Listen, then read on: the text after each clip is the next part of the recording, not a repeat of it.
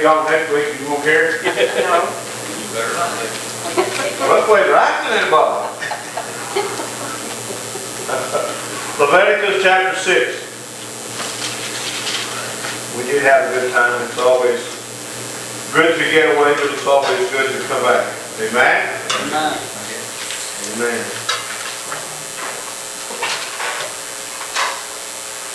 Do pray for those that are traveling this morning. I know Johnny and Jackie and Michelle they're traveling.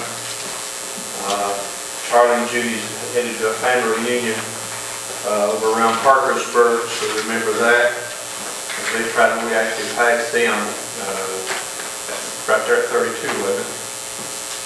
About Larry Bacon time. So anyhow, feel free to speak up in our Sunday school lesson this morning. That way it's not a one-way street that I do all the talking and y'all just do all the listening. Sometimes you may have, God may have showed you something about our lesson that I hadn't seen yet, all right? Verse 1 said, the Lord spake unto Moses, saying. How many times have we heard that? So, how do you know that this is of God? Is it's God speaking to His man, and then His man speaking to the people.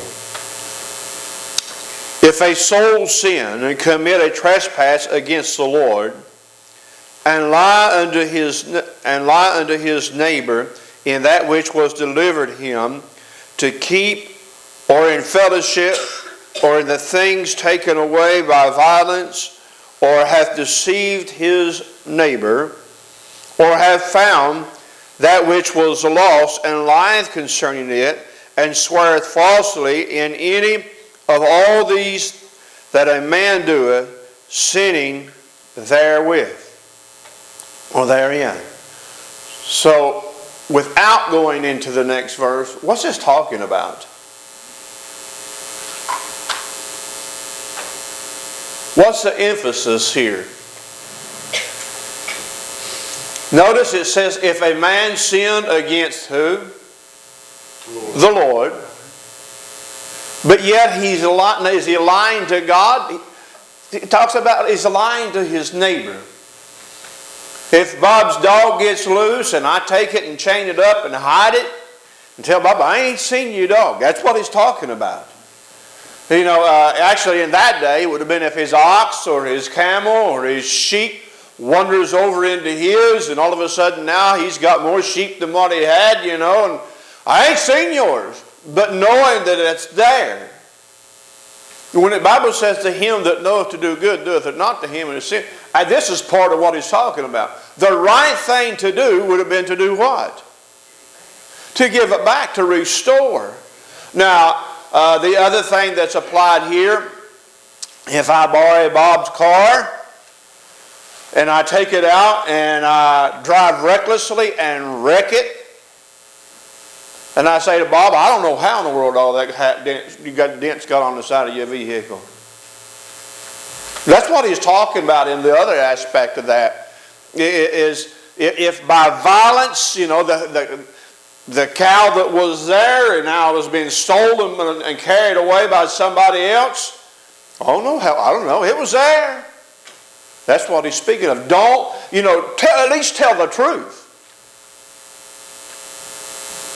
The truth will set you what? Free. Free from what? Condemnation, which is sin. So when we lie, whether it be by, you know, I'm going to tell you something. A half-truth is a lie. It's a whole lie. So when we, you know, don't disclose everything in there, well, you know, I didn't lie, I just didn't say whatever. You lied because you didn't tell the whole truth. You bared false witness. Because if you gave the full witness, you know you'd be implicated. Right? I see a lot of grins and a lot of shaking heads. Yeah.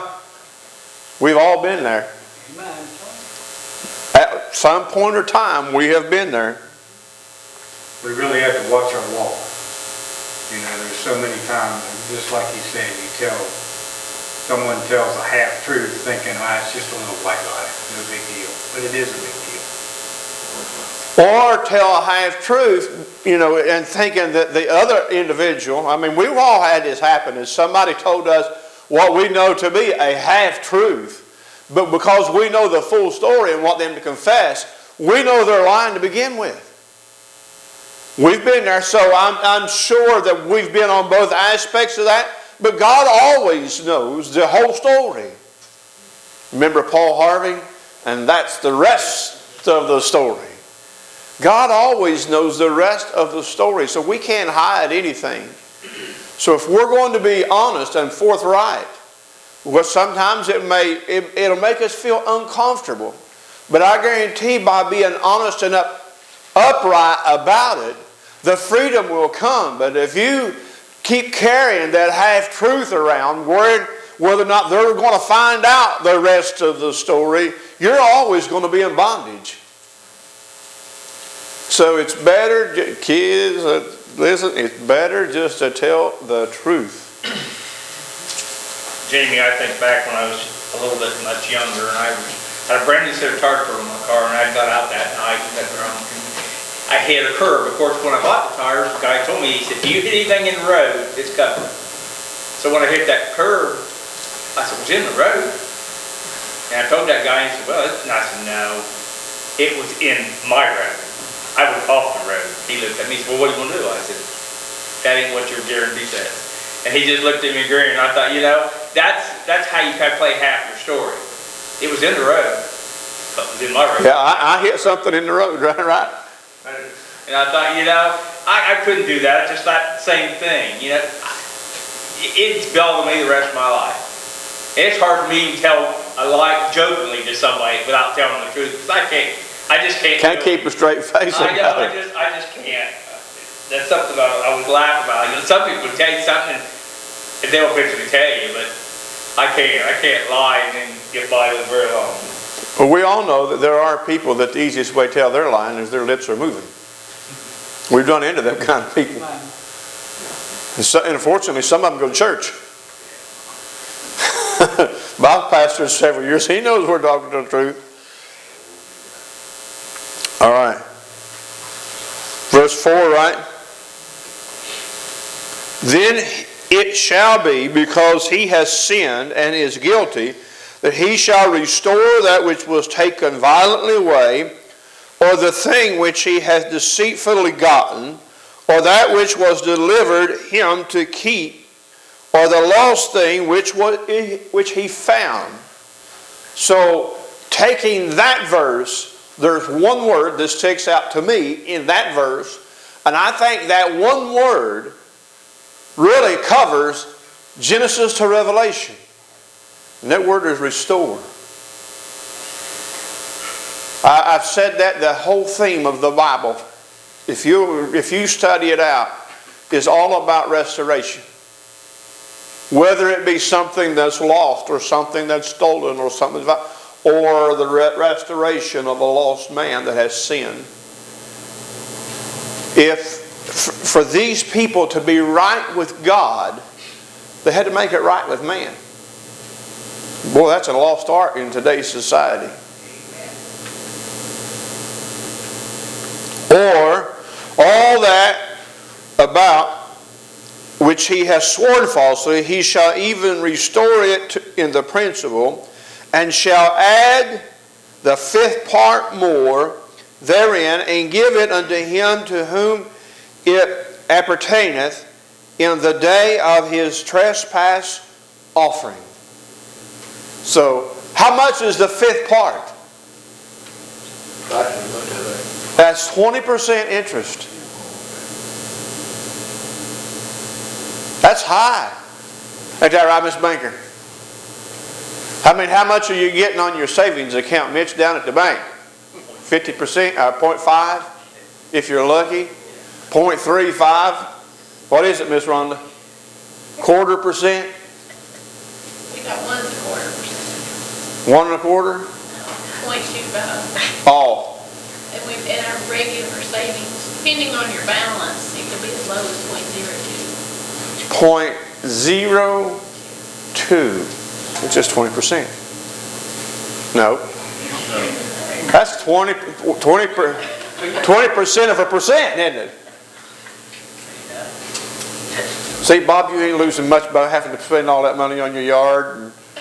I was looking yesterday at my, I transferred some money from savings over to checking to pay Roto-Rooter for tearing my yard up. And I saw we try to keep a good balance in checking. I earned a whole 3 cents last month in interest. I'm going, woof. I won't even buy a piece of bubble gum today, will it?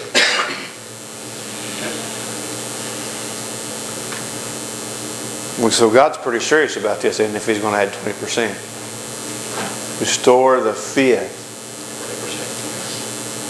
So why would God want us to add the fifth part? Lesson. A lesson. In other words, lying costs you. Being dishonest costs you. I realize there are people that go through this life that are crooks.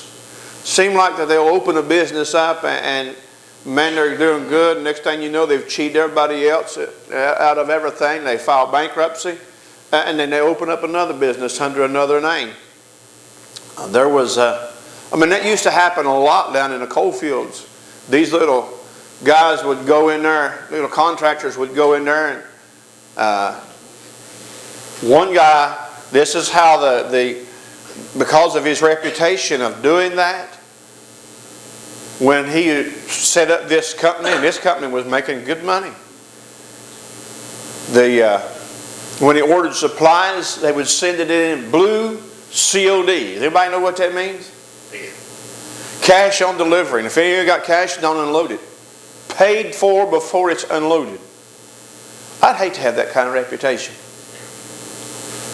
To know that you can't trust somebody no more than that you've got to pay for it before you get it off the truck. We've got to be honest about it. Amen? I don't know how some people lay down and sleep at night knowing how they cheat people time after time after time. Come on, Bub. Let him alone. Come on, Bub. Cruz. Come on.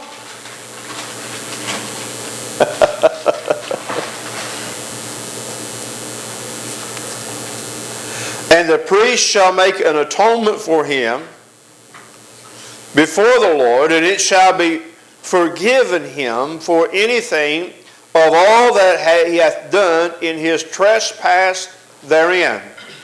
Now, one thing that we failed to talk about in the previous verse was that this 20%, actually I think I skipped verse 6. He shall bring his trespass offering unto the Lord, a ram without blemish out of the flock, with thy estimation for a trespass offering unto the priest. Notice this 20% didn't go to the individual that you wronged. The 20% was brought into the house of God. Is it dead? Going there? The 20% was brought into the house of God with your offering to make an atonement. Yeah. Bear with me just a second here.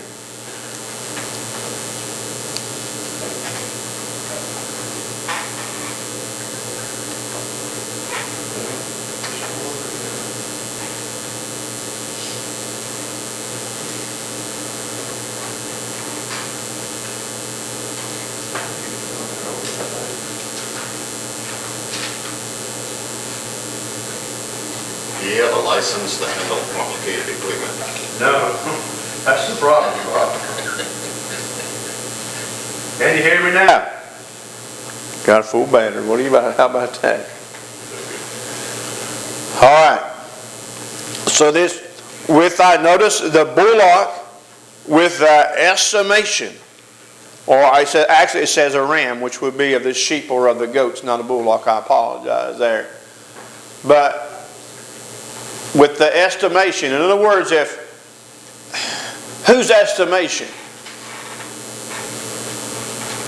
So, huh? He's got lost. No, it's with thy estimation.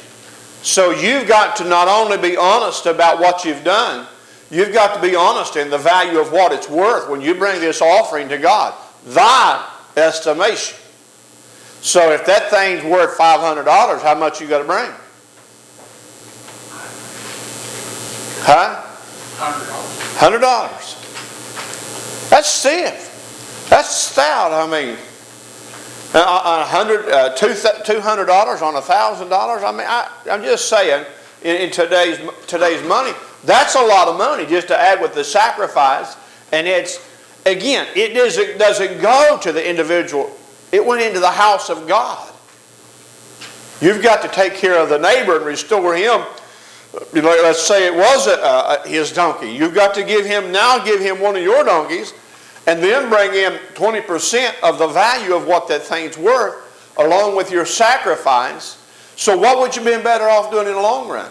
Be honest about it. Be honest about it. So now you're not only out the donkey that you've got restored, you're out the ram that you had to offer up as a sacrifice, plus the 20%. But that's what we showed through Adam and Eve and all. Sin is very costly. Very. Not only in the spirit side, but now it's in your pocket side. So why would God want to get in our pocket? Well, that's what makes us remember more. He doesn't. He doesn't. The whole purpose of everything that we're finding here is God trying to get across to us how deeply He hates sin. It's not that He wants to punish us. He wants us to understand His hatred of sin and that He will not put up with it. There are churches that, somebody told me about one the other day that took up 5 offerings in one service.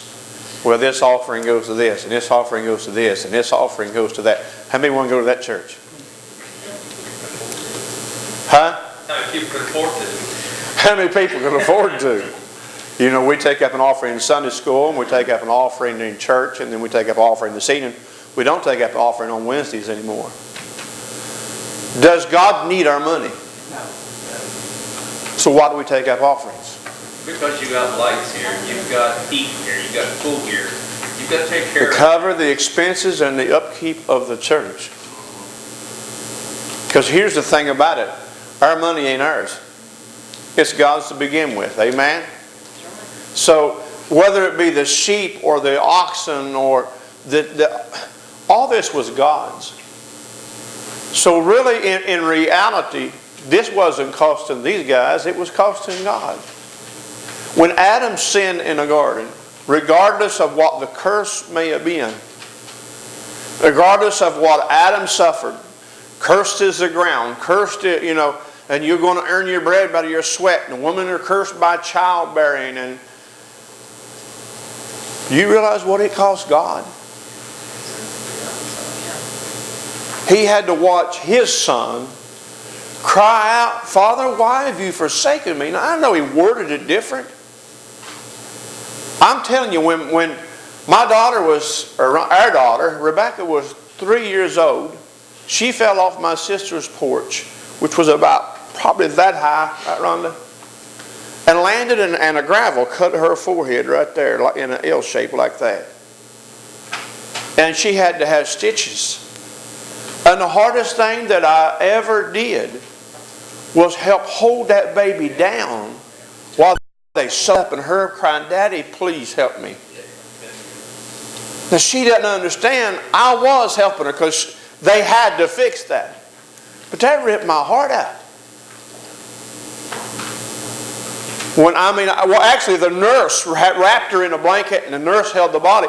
I had to hold her head, Gary. Completely still. When your child is crying, "Daddy, please help me," and you know they're hurting, I'm telling you, it hurts. Amen? Our God knows what we go through. How many times have you heard me say it? How many times Gary said it, not last week, week before last? I wouldn't want to watch my son die for any of you guys. My daughter, that's what Gary said was his son. And the Lord spake unto Moses, saying, Command Aaron and his sons, saying, This is the law of the burnt offering. It is the burnt offering because of the burning upon the altar all night unto the morning, and the fire of the altar shall be burning in it. And the priest shall put on his linen garments, and his linen breeches shall he put upon his flesh, and shall take up the ashes which the fire hath consumed, and the burnt offering unto the altar, and he shall put them beside the altar. And he shall put off his garments, and put on other garments, and shall carry forth the ashes without the camp unto a clean place. So what's going on in this scene? The fires burn all night long. You go in, you take out the ashes, you lay it all to the side, you put on your priestly garments, take the ashes, lay them off to the side, change into your street clothes, and you take the ashes and take them out to a clean place. What is the purpose of that? To show forgiveness. And then they're in the past now. Kind of represents sin. Being that it is sin, they take it out of the can. Right? Why change clothes? I mean, he's a priest. Because you're not to take the priestly out in the world. The clothes that he wore for the sacrifices. Anybody else? Thoughts, comments? Tell us, Bob. When the high priest, or when the priest would, he wore the royal garments. But before he would go into the holy place or to the Holy of Holies, he took those off, bathed, put on the clean linen to go in. That was humility in the presence of God. And that was not taking anything that showed position or power or earthly pride with you when you come into his presence. Then when he came out, he would bathe again and put the priestly garment back on. Because he's out of this place. I had a preacher, I don't want to chase this rabbit too far. I had a preacher get mad at me a few months back when he was talking about something. And he commented about a practice that they did then. And I said, it's not in the Bible. He said, well, how would they cover this event? And I said, do you ever see any record of that event taking place? And he said, no. And I said, it's because of this issue. If you read this carefully, he would take off the priestly garment. Let's say he was going into the Holy of Holies on the Day of Atonement. He took off the priestly garment. He bathed. He put on, he even used the golden laver for his feet so he could see the mirror, see the bottom. He went in. When he came out, he bathed again, put on the priestly garment. Now this is the part that just thrills my soul. How would you like to be a Jew standing out in the courtyard, Day of Atonement? You're waiting. Because when that priest comes back out, you know that sacrifice was acceptable to God. You know that your sins are covered. All of a sudden, because when he takes that garment off, there's no bells, no nothing. He goes into the Holy of Holies. He comes out. Now all of a sudden, before the outer curtain opens and he steps out into your presence, you hear the bells coming. Can you imagine what happens in the heart when that takes place? The excitement knowing that... Oh my goodness. They would stand and praise the Lord the rest of the day. Simply because of that. So it was showing respect to God. The way they would take the garments off, put the clean linen on, go in, take them off, and then put the royal garments on when they come back out.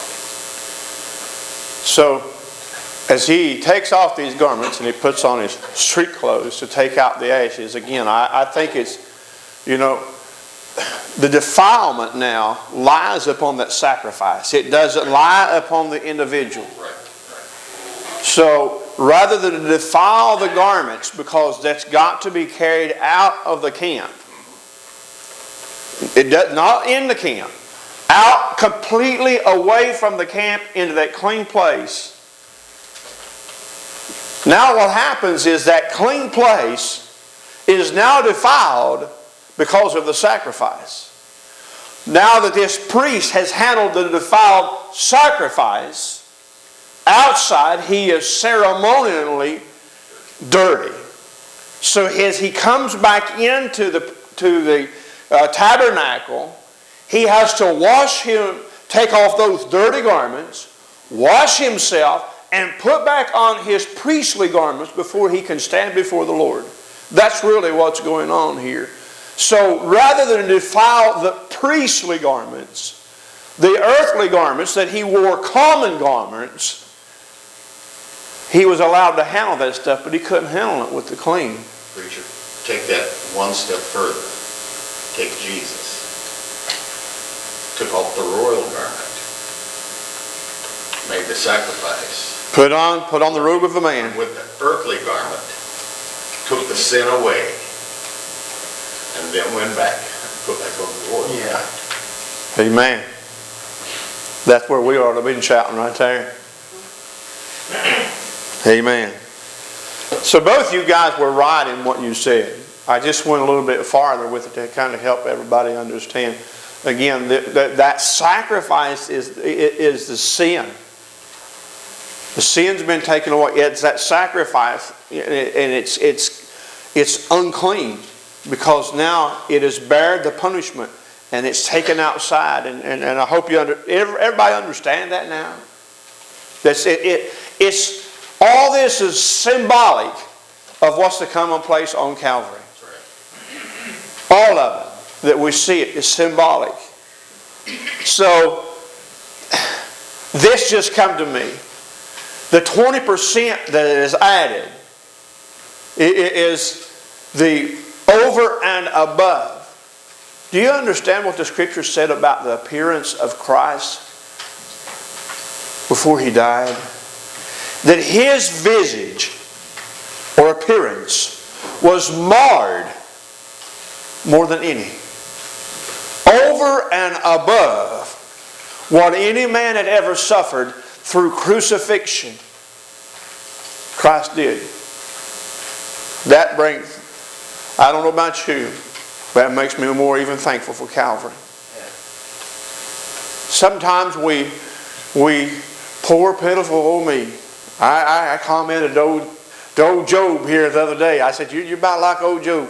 It seemed like everything that could have gone wrong in the last little while for Bob's family has went wrong. The tornado come through. Now he got roto-rooter. He had to have surgery. His wife had to have surgery. It's just not a good time to be up at the leg house. But God's still faithful. And He's still good. Because God made a way to take care of all that stuff. It's not, His surgery came before her, so she could take care of him when he couldn't work and use that hand. And now he's got on gloves ready to fight. And now that she's down, he's well enough that he can take care of her. And I hope he had the right kind of insurance to help restore the house for where the tornado come through that has wind damage. So I hope. Roto-rooter damage, it's just hurt. It's just hurt. It's just blood out of the turnip. All right. So, all right. Verse 12. We read verse 12, didn't we? No. And he shall put off the garments and put on his other garments and carry. We did read 11. And the fire upon the altar shall be a burning in it, and it shall not be put out. And the priest shall burn wood on it every morning, and lay the burnt offering in order upon it, and he shall burn thereupon the fat of the peace offerings. Where did this offering come for, by the way? First thing in the morning. Remember, there's a morning sacrifice, there's an evening sacrifice. Every day, 7 days a week. Where did this come from? Is it from where he has to make his sacrifice daily? Remember, the Levites weren't given land to carry sheep. Right? We're talking about priest here. I mean, you think about it. That's, if it's a 365, I don't know how many days is in a Jewish calendar, but ours is 365. Times that times 2. That's a lot of sheep. Or rams of the goats. That daily sacrifice, morning and evening, it's got to be offered up. Where did it come from? Had to come from the congregation. A willing participant had to. Because the priests were not, again, they had no inheritance. God was their inheritance. Their meals came from the sacrifice that came in. Whether it be the cornmeal or the flour or the meat that was actually offered up. That's where their livelihood came from.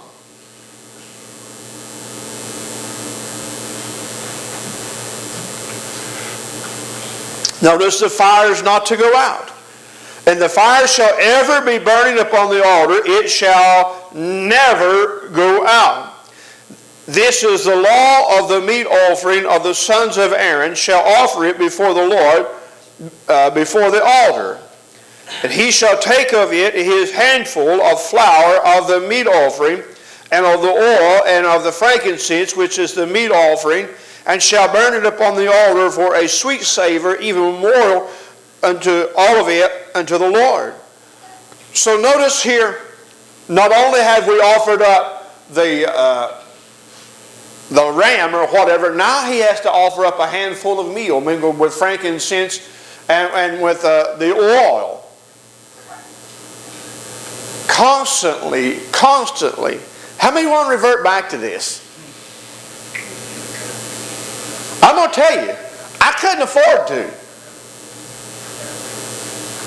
I'm just being honest. But I think he knew our world would be what it is and how everything is going. I believe that's why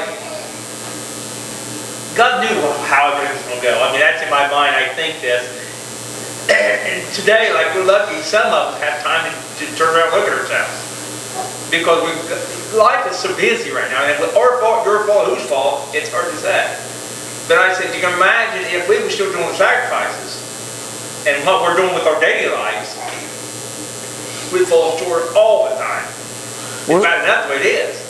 So, we come to church on Wednesdays and Sundays most of the time. That's pretty well, I mean, sometimes during revival we'll come down all down through the week. Vacation Bible school or, some special thing like that. Somebody was constantly going to the house of God to offer up a sacrifice. Do you know why? We're talking about a congregation of well over 1 million people. And they sin. So someone is constantly bringing in these sacrifices to offer up. That was the sacrifice because you sinned. Remember, we also been studying about the free will offerings. We got done studying about that a couple of weeks ago, that people brought unto God.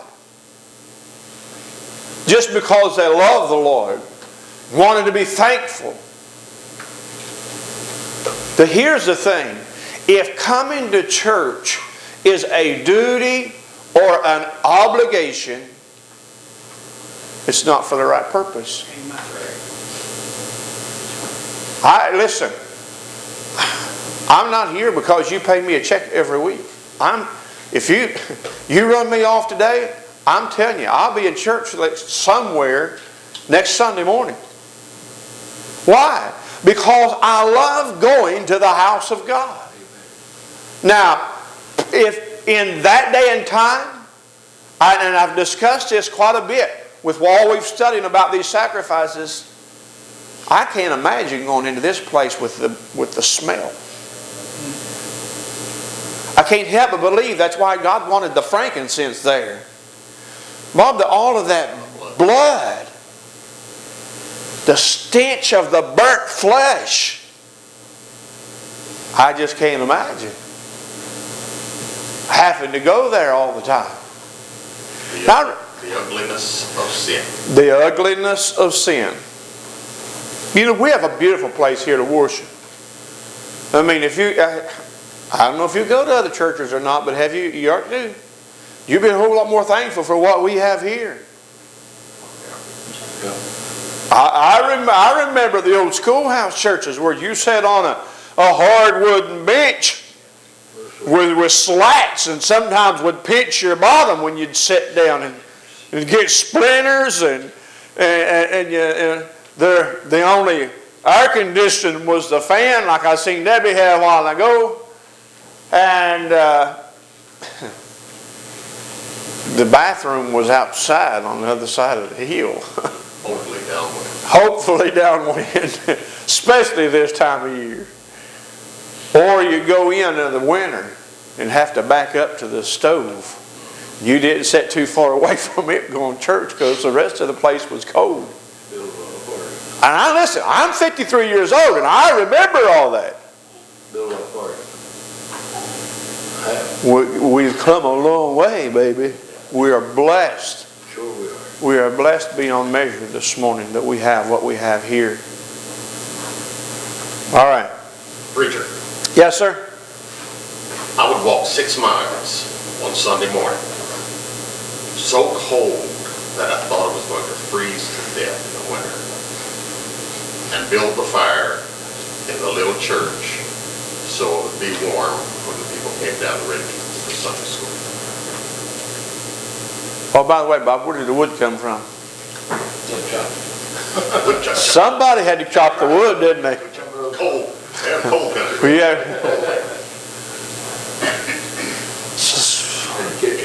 All right. Verse 16. And the remainder thereof shall Aaron and his sons eat, and the unleavened bread shall it be eaten in the holy place. It is the court of the tabernacle or the congregation. They shall eat it. It shall not be baked with leaven. I have given it unto them for their portion. For my offerings made by fire, it is most holy, as is the sin offering and the trespass offering. So imagine this kind of diet. How many in here like biscuits besides me? Oh, yeah. How many in here like rolls besides me? So all you ever get to eat is this old flat, thin bread that doesn't have any taste. You're not allowed to put salt in it. You're not allowed to, Cardboard. About like first time I probably ever tried to make biscuits. They were flat and they were hard as a rock. Till finally my mama got educated. I just went in there and said, Mom, you're going to teach me how to do that. Not only that, but this meat's not seasoned. How many likes unseasoned meat?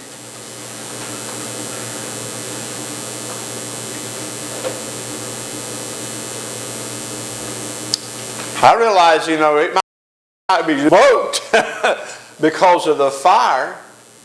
I do remember this about my great-grandmother's cooking. She had 2 stoves in her kitchen.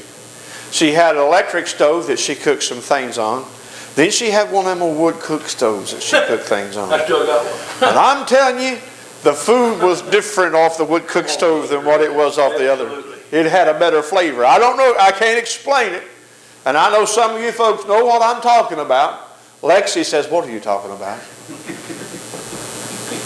And Lexi, that's how they actually cooked. They built a fire in this old big cast iron thing, and you set your pots in different places. And Amish still do, that's right.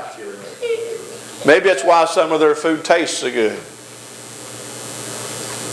Hi, Bob. He's made it to the front.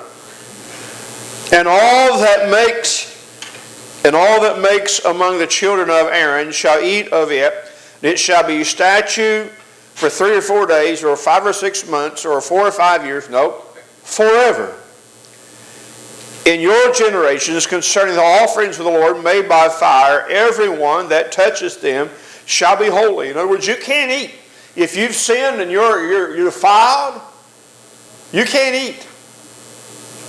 And the Lord spake unto Moses, saying, this is the offering of Aaron his sons, which they shall offer unto the Lord. It is in the day which he is anointed, the 10th part of the ephah of fine flour of meal mingled meat, of a meat offering, perpetual, What does the word perpetual mean? Continually. Continually. Half of it in the morning, and half thereof at night. In a pan it shall be made with oil, and when it is baken, they shall burn in it, and the baken pieces of meat offering shall they offer for a sweet savor unto the Lord. And the priest and his sons that is anointed in his stead shall offer it. It is a statute forever unto the Lord. It shall be wholly burnt. In other words, you can't eat it raw, or I like my steak medium. I don't like it. God's saying it's got to be well done. God doesn't like a rare steak, all right, to offer up. For every meat offering. Why, by the way, let me stop there. Why would God want it well done? Because they're commanded not to eat blood. The life of all flesh is in the blood.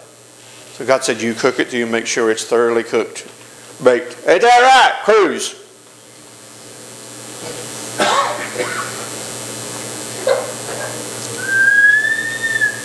What, bub?